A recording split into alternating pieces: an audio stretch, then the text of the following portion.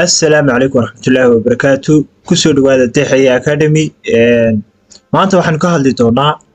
ama aynu baran doonaa sida Facebook page loo delete gareeyo as a permanent macnaha si toos ah si loogu saaro oo Facebook page-ka si toos ah si loogu delete gareeyo baynu maanta ka hadli doonaa badanaa versionada Facebook way isbedbedelaan markaasi waxaanu sidii versionadii ugu dambeeyay sidii loo delete gareyn jiray baynu u delete gareynaa insha Allah taala marka Facebook page baynu si permanent u delete gareynaa marka hore accounts-keena tagaynaa waxaad ogaataa profile-kaaga iyo page-kaaga inay inta badan kala baxsan yihiin oo imika versionada dambe ama update-kan dambe ee dhacay in Facebook-kaaga ama page-kaaga uu profile gaar uu yahay oo switch aad ku samayn karto marka profile-keena ayaan switch gareynaa oo page-keena ayaan soo kacsanaynaa Deexaya artisan ay ku qoran tahay marka saan inoogu soo kaco ee aynu nimaadno profile-keeni sorry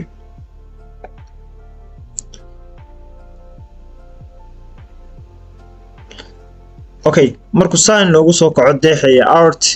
ama page-kan aynu doonaynaa inaan delete gareyno waxaanu sameynaynaa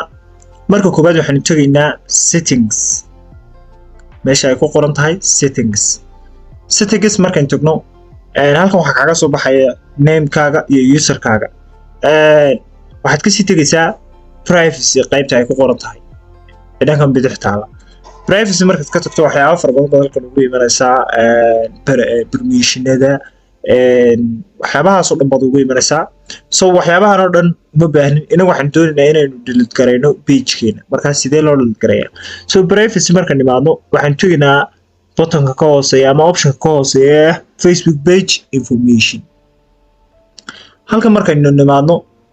waxaan arkaynaa feature badan oo access page information transfer copy feature-ooyinkan oo dhani shaqo gaar ay qabtaan oo Facebook oo qabtaan so waxaan doonaynaa inagu feature-ka ugu hooseeya ay ku qoran tahay deactivation and deletion waa buttonka laga delete gareeyo okay view baynu leenahay sorry wareegaya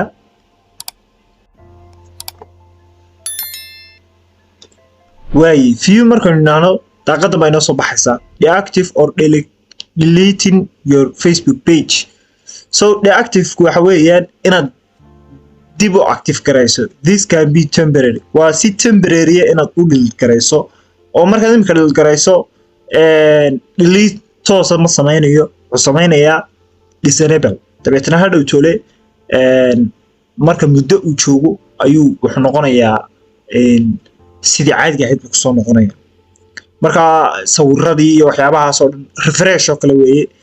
sawiradii iyo waxyaabahaas oo dhan baa ka baxaya dabeetana wuu ku jiraya isagoo maran buu soo noqonaya laakiin delete option-kan kale ee delete page-ku waa this is a permanent kani waa markaad delete gareyso waa si uga baxay dib kuugu soo noqon maayo aynu kan doorano kadibna waxaan odhanaynaa continue halkan waxaa ku jira options ah download your information inaad information-kaaga boostooyinkii waxyaabahaas oo dhan download gareysato oo aad ka qaadato sida aynu naqaano backup transfer copy your information inaad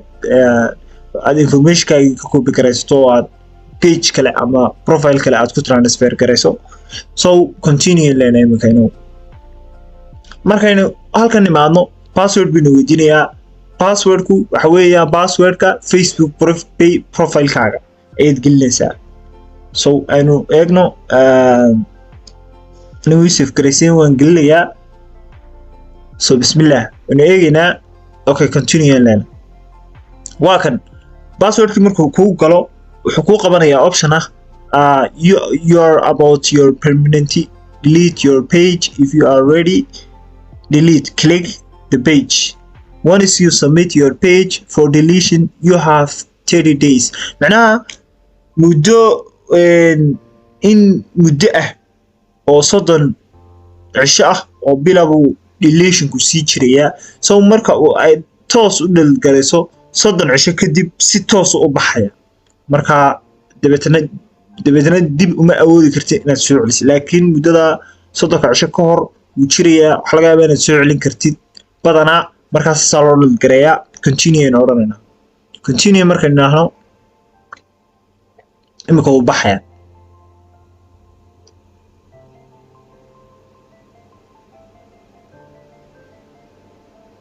waa u baxay waayahay wassalaamu calaykum waraxmatullaahi wabarakaatu cashirkeenu intaasoo haa maanta